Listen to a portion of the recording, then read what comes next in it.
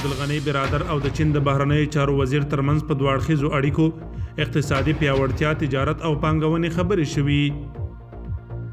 پرون دوشنبه د لړم په 4مه نیټه د افغانستان د اسلامي امارت د رئیس الوزرا مرستیال ملا برادر اخون او د چین د بهرنیو چارو وزیر وانګي په قطر کې ناسته کړې.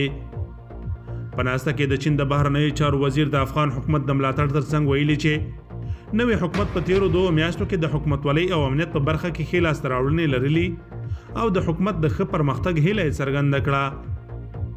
په قطر کې د طالبانو د سیاسي دفتر ویان ډاکټر محمد نعیم وایي چې د چین د بهرنیو چارو وزیر له افغانانو سره د کړو بشري مرستو ترڅنګ د نورو مرستو ژمنه هم وکړه او زیاتوي. په ناسته کې د اقتصادي، تجارتي، پانګونې او نورو موضوعاتو ترڅنګ د دواړو هیوادونو او ولسونو ترمنځ د مثبتو اړیکو او ښه پرمختګ په اړه تفصیلي خبرې وشوې. ښاغلي ملا برادر اخون له چین هیواد څخه مننه وکړه چې د افغانانو ترڅنګ ولاړ او ملاتړ کوي.